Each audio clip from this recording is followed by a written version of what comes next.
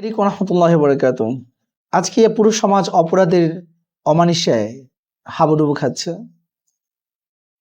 অপরাধের অন্ধকারে ছেয়ে গেছে, অপরাধের সাগরের মাঝে হাবুডুবু খাচ্ছে। কি এক কঠিন অবস্থা! এই কঠিন পরিস্থিতিতে অনেক যুবকই জানতে চায় যে হুজুর, আসলে অপরাধ করে ফেলে আমরা কিভাবে তওবা করব? আমাদেরকে একটু সালাতুত তওবা শিখিয়ে দেন। তো সালাতুত তওবা কোন নামাজকে বলা হয়? সালাতুত তওবা হলো যখন কোনো মুমিন বান্দা অপরাধ করে ফেলে, গুনাহ করে ফেলে, গুনাহ করার পর সে বুঝতে পারে যে তার ভুল হয়ে গেছে, অনুতপ্ত হয়, সে আল্লাহ পাকের কাছে মাফ চাইতে আসে, তখন অজু করে পবিত্র হয়ে যে 2 রাকাত নামাজ তওবার নিয়তে আদায় করা হয়, সেটাকে সালাতুত তওবা বলা হয়।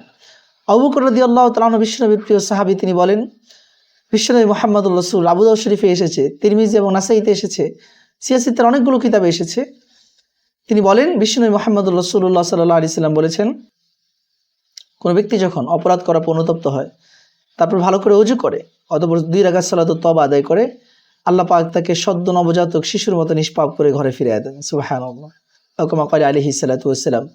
এইজন্য এই সালাতুত তওবা অত্যন্ত গুরুত্বপূর্ণ একটি আমল। আমাদের যখনই কোনো গুনাহ হয়ে যাবে, সাথে সাথে আমরা আল্লাহ পাকের দরবারে দাঁড়িয়ে সালাতুত তওবা আদায় করব।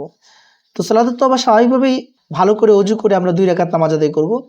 2 রাকাত নামাজ আদায়ের মাঝে স্বাভাবিক যেভাবে নামাজ আদায় করি সেভাবেই নামাজ আদায় করব।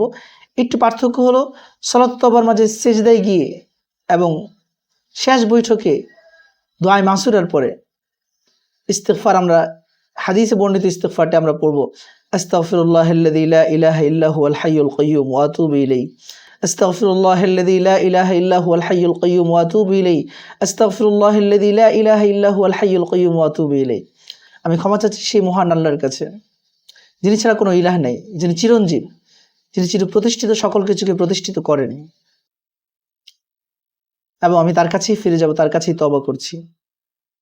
এই জন্য এই ইস্তিগফারের দোয়াটি দোয়া মাসুরের শেষে এবং রুকুতের তাসবিহ, রুকুতে যখন যাব, সিজদায় যখন যাব, সিজদার তাসবিহর পরে আমরা এই ইস্তিগফারটি বেশি বেশি পড়ব যতক্ষণ মন চায় আমাদের।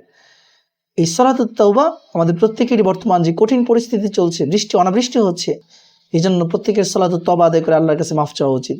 আল্লাহ পাক আমাকে এবং আপনাদের সকলকে আমল করার তৌফিক দান করুন। আসসালামু আলাইকুম রহমতুল্লাহি ওয়া বারাকাতুহু।